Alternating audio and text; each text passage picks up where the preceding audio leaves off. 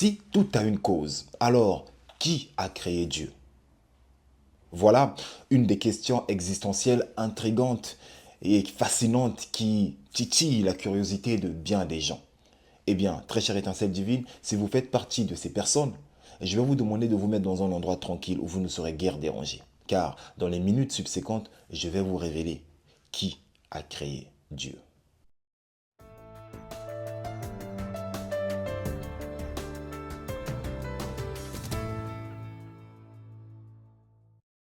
Salut à vous, très chère étincelle divine. J'espère que vous allez merveilleusement bien, tout comme moi, ça ne change pas. Qui plus est, je me sens toujours aussi parfaitement divin. Et d'ailleurs, vous devriez dire la même chose. Celui qui ne sait pas qu'il sait, éveille-le. Voilà le but de ma chaîne Motiveuse Power.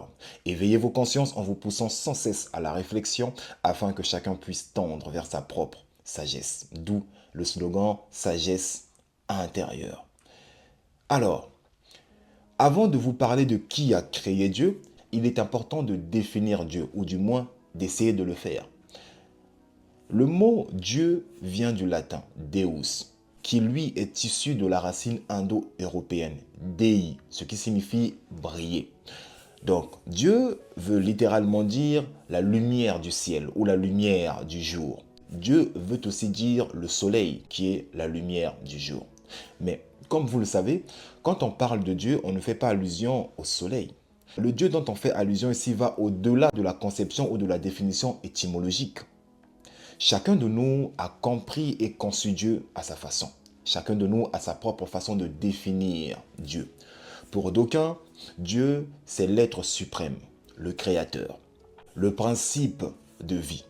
Pour d'autres, Dieu, c'est l'intelligence infinie, l'esprit infini, la sagesse cosmique, l'énergie source, la vie, l'ineffable, l'invisible, et j'en passe. Et comme vous le savez, le plus important n'est pas le nom ou le mot que vous mettez pour définir Dieu, mais plutôt la compréhension que vous en avez. C'est comme l'eau de pluie. Peu importe que vous l'appeliez aqua, water, mai, limba, le nom n'a pas vraiment tant de sens. Ce qui importe, c'est la substance. Et il en est de même pour Dieu. Que vous l'appeliez l'intelligence cosmique, la sagesse infinie, l'énergie pure, cela n'a pas vraiment tant d'importance. Ce qui est important, c'est la compréhension que vous en avez. Il est indéniable qu'en observant la vie sur notre planète, en observant la nature, sa magnificence, sa splendeur, sa parfaite architecture, il est indéniable qu'il existe un être, pour ne pas dire quelqu'un, derrière tout cela. Il est indéniable qu'il y a forcément une intelligence créatrice, une intelligence supérieure et créatrice à l'origine de tout cela. Quand nous observons la parfaite distance entre notre planète et le Soleil, bien que la Terre tourne autour du Soleil, elle ne s'en rapproche pas trop et ne s'en éloigne pas trop. Donc les deux se trouvent à une parfaite distance. Quand nous étudions les lois physiques et métaphysiques qui régissent notre univers afin de permettre à notre monde d'exister, d'être ce qu'il est, alors, très chère étincelle divine, il est indéniable qu'il existe forcément une intelligence derrière. Un être doté d'une intelligence supérieure infinie qui orchestre tout cela. Alors, quant à tous les athées agnostiques qui me diront « Mais non, c'est le hasard qui a fait tout cela », ce à quoi je répondrai, eh bien, ce hasard est très intelligent. Pour pouvoir orchestrer tout cela, en observant la vie sur Terre, on voit qu'il y a une corrélation, une interdépendance, une mutualité. Prenons l'exemple de la corrélation ou de l'interdépendance parfaite que nous entretenons avec les arbres. Comme nous, les arbres aussi respirent. Et pour vivre et grandir, les arbres ont besoin du dioxyde de carbone, c'est-à-dire du CO2, que nous leur donnons, ou du moins que nous produisons. Et nous, en retour, pour vivre et grandir, nous avons besoin de l'oxygène que les arbres rejettent. C'est une relation interdépendante fascinante. Eh bien, si le hasard est capable de faire cela, je dirais que ce hasard est super intelligent. Et j'irais même loin pour dire que je pourrais même appeler Dieu le hasard. Dans notre existence ou dans la vie de tous les jours, tout ce qui existe a une cause. Une maison a une architecte. Un objet a un fabricant. Un enfant a des parents. Alors, si tout a une cause, Dieu doit-il lui aussi avoir un créateur? Voilà la question que votre mental se pose. Et il a tout à fait raison.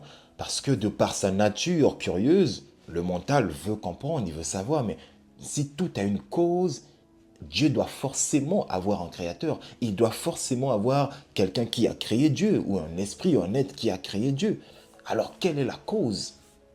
La réponse à cette question est simple. Dieu n'a pas de créateur parce qu'il ne peut pas être créé.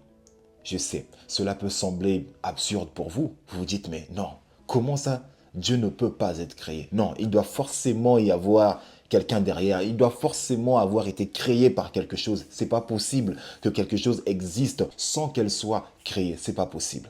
Eh bien, je tiens à vous prévenir, très chère étincelle divine, il sera très difficile pour votre mental d'essayer de saisir ou de comprendre les notions de l'illimité à partir d'une perspective qui est limitée, c'est-à-dire la nôtre.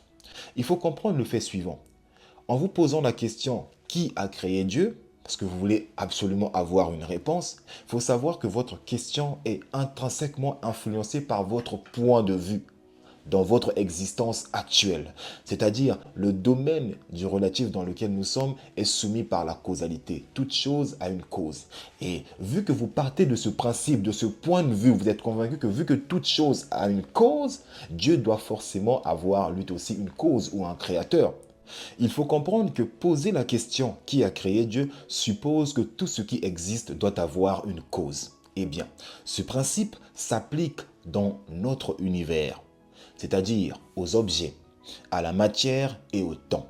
Mais il faut aussi comprendre qu'au-delà de notre dimension, il existe une autre dimension. Une dimension où les objets, la matière, le temps n'existent pas. Le domaine de l'incréé. Dans la philosophie classique, on fait une distinction importante. Les êtres contingents et l'être nécessaire.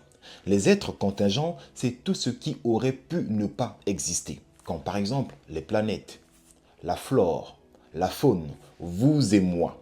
Tandis que l'être nécessaire, c'est ce qui doit exister par nature.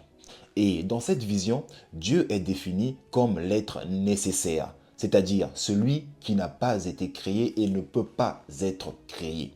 Donc, très chère étincelle divine, en allant au bout de cette logique, demander qui a créé Dieu revient un peu à demander qui a créé ce qui n'a pas de début. Car Dieu est l'éternel, c'est-à-dire ce qui n'a pas de début. Alors, qui peut créer quelque chose qui n'a pas de début? Voilà une conception que le mental a du mal à concevoir. Parce que pour le mental, tout ce qui existe a une cause. Faites comprendre à votre mental que c'est contradictoire dans les termes. C'est comme demander à quoi ressemble un cercle carré.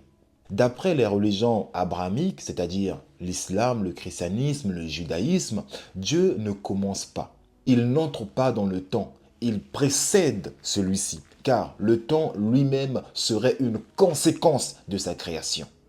Et donc là encore, Dieu n'a pas été créé parce qu'il n'y a pas de moment où il a commencé à exister. Chose que votre mental a encore du mal à comprendre.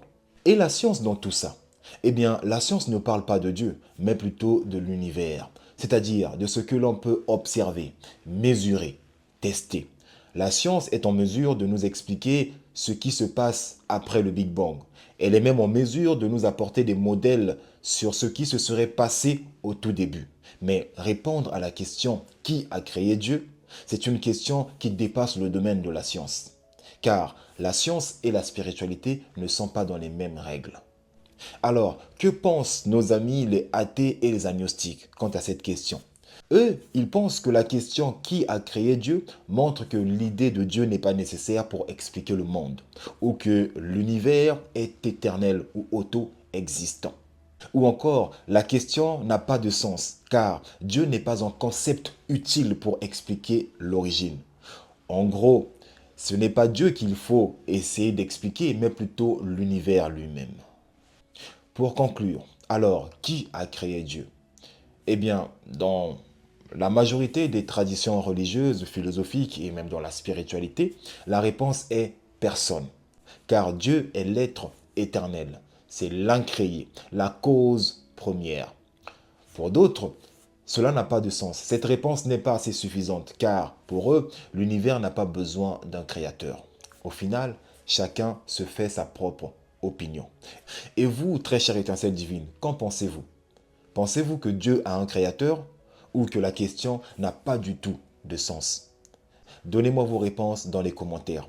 Et si vous voulez d'autres vidéos sur la philosophie, les religions, la spiritualité et de grandes questions existentielles, faites-le moi savoir dans les commentaires. Et de surcroît, abonnez-vous massivement et activez la cloche de notification afin de ne pas rater les prochaines vidéos. Merci d'avoir regardé cette vidéo et je vous dis à la prochaine et que Dieu vous bénisse. Ciao.